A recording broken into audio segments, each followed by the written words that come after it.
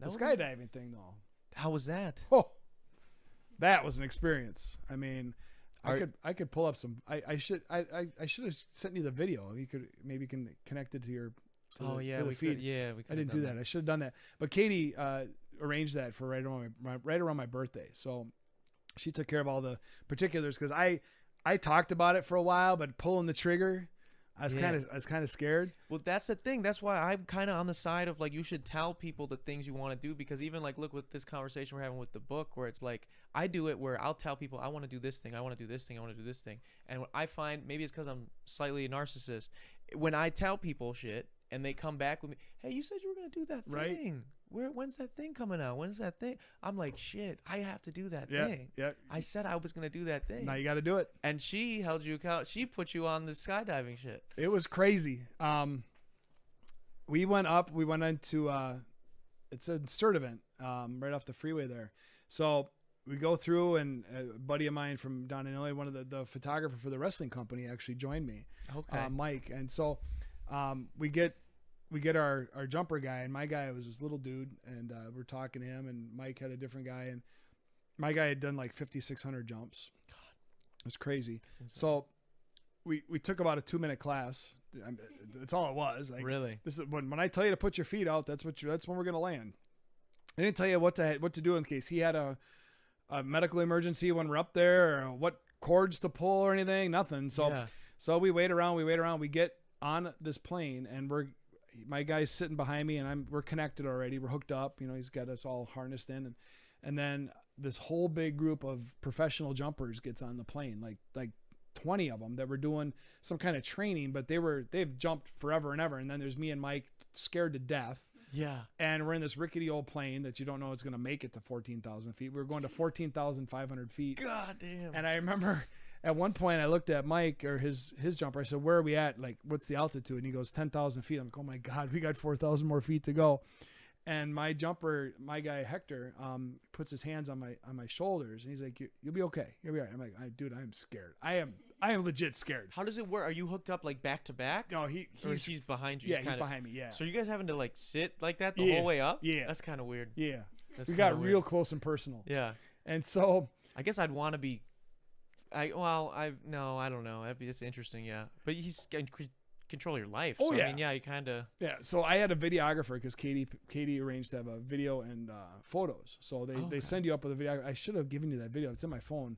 But videographer is going to jump with us. And so all these professionals they're flipping out. They're going upside down. They're like, ee! And I'm like, I'm ready to throw up. Yeah. I'm going to puke because I could die. I'm like, if this goes wrong, I'm going to splat in front of Katie. My mom and dad are here. Yeah. And I'm just going to go splat, and it's going to be really bad. So then my videographer scoots ahead of me, and all the other jumpers are out, and he kind of gives me the finger wave, like, okay, it's time. So you have to scoot on your butt because you can't stand up. So we're scoot. And then we get to the edge of the plane, and we were taught or told, okay, when you get to the edge of the plane, you have to sit on the edge of the plane, tuck your feet under the plane, and then hold on, cross your arms with the harness. And then you just like fall out. And then my guy's he's just going to shove us out. So, and you're going to free fall for a minute. So I'm got my feet tucked under, I'm ready to go. And all of a sudden I'm upside down at 14,500 feet for like 2 seconds upside down. And then we correct, and now we're free falling. And I thought the free fall was going to be the worst part. It was so amazingly cool. Really? It was amazing. And my videographer's out in front of me, and he's giving me the thumbs up, and he's shooting videos, and Hector's taking pictures on his wrist and all this craziness. And I'm screaming my stupid head off. I'm sure. Yeah. Probably swearing a little bit too. Yeah. And the free fall was so cold. I remember it being freezing cold. I lost my gum. So if you watch the video, you were chewing gum. I don't know why. I was gonna say, why would you chew? I don't know why I was chewing gum. Yeah. And I was looking for a garbage can, but there was no stewardesses on this plane, so I had nowhere to spit the gum. Yeah. And so we get through the free fall, and then the chute opens, and now you just relax. Oh God. Now you're good. Like, part of me was like, oh my God, I'm gonna die. But the other part of me was like, and I just had this conversation with Kate the other day. Once you jump, you have nothing else to do but enjoy it, because there's nothing you can do. Yeah. Either you're going to live or you're going to die. Yeah. Pretty much that's your two options right there. Yeah, that's true. That's true. And if it's your time to go and something bad's going to happen with the chute, then something bad's going to happen. Yeah. So you might as well enjoy it. Yeah, you're gonna put yourself through that bad Yeah, thing twice by thinking about it once. No, Yeah, you know. So once the chute opened up, and I remember it being really quiet, and then we were twisting and turning. He's like, "Oh, there's Lake Michigan over there. Oh, you can see the Chicago skyline over there." And we're doing some fun, and then the landing part came, which also scared me because the day before, someone at that same place, it was all over social media, and one of my idiot friends tagged me on it. Oh, someone God. snapped his leg in half. Jeez, landing Because he stuck his legs out, because really you stick your legs out and then your jumper guy's behind you and he's taking the brunt of it. So you're going in, legs out, you're going to land right on your butt and you're going to take the cushion that way. The guy who hurt himself the night before tried to stick his legs out. You're coming in hot. Yeah. You're not coming in slow. You're coming in freaking crazy. So I remember telling myself, because Hector's like, okay, it's time. Because I could see my family. We were coming in. He's like, okay, legs out, legs out. And I held those suckers out until I hit my rear end on the ground. Yeah. And then Hector took the whole brunt of it. I mean, he's professional. And then that was it. And the adrenaline rush was insane. And I remember the running joke in my family is because right after you get done, they interview you for the video. And they're like, the guy's like, oh, how did it feel? You know, and you're all like, jacked up. You're ready to like take on the world. He's like, would you do it again? I'm like, hell yeah, I do it again. And then like 2 hours later, I'm like, I might do it again. Like 2 hours later, maybe I'll do it again. By the next day, I'm like, no way in hell I'm doing it again. Yeah. I'm good. Yeah. I did it once. They should try to book. They should be like, you want to book your next appointment right now while we're My buddy Mike tried to go again that day, and they shut it down because of wind. He went and signed back up again. Oh my God! And now he's gone like 15 times. He's hooked. Okay, so he's hooked. Damn. But I'm like, I would go again if family or friends or Katie wanted to go. I'd go so they weren't alone. I have no need to go again. I checked it off my list. Yeah, I've got pictures and a video that were crazy. Loved it. It was exhilarating, but I look at it as you're kind of like, you're avoiding the bad thing, the inevitably bad thing that could happen. The more you go, something bad could happen. There's a percentage chance that it could. So the more times you do it, the higher chance. I mean, on that day, everything worked perfectly. My guy landed us perfectly. We landed safe. And then I remember he unhooked us and he went running to the plane to do another jump. I mean, he's just crazy. Adrenaline Hopefully junkies. He's getting paid good. They bet they make pretty good money. Yeah. But it was crazy. It was a once in a lifetime deal. It was so cool. What's like your biggest, if you had to like sum it up in one takeaway, what would be like a biggest takeaway from doing that? Because that was something you want to do for quite a while. I just think it was such a chance to kind of exercise some demons. Because How so? I think, but just by overcoming that fear, I have a pretty good fear of heights.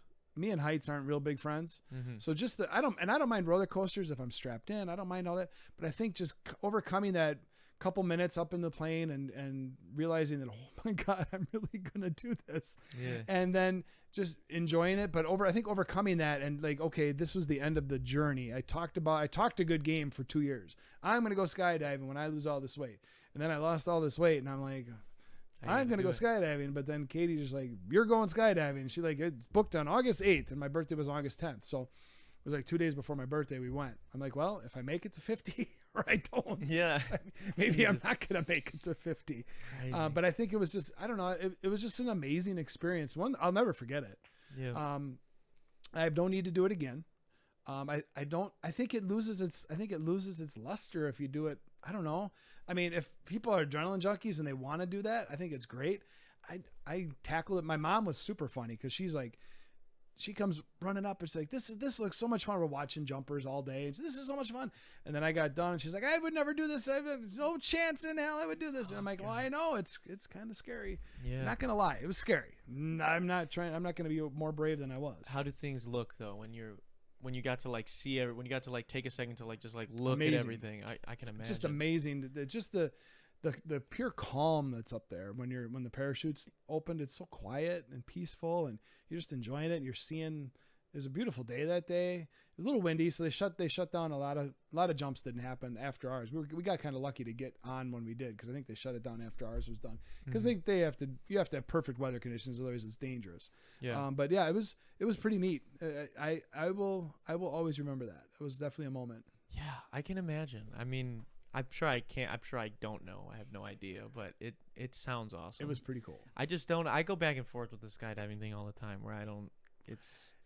I don't know, man. It is, you know, and $300 to like worst best case scenario, I'm still alive. You know. It's yeah, like, worst case, you're an indentation in the earth. Yeah, so it's tough. It's a tough sell for sure. Thanks for watching that last video, guys. Click right over here to see the episode in its entirety, or click over here to subscribe and check out all the other cool shit we have on the channel.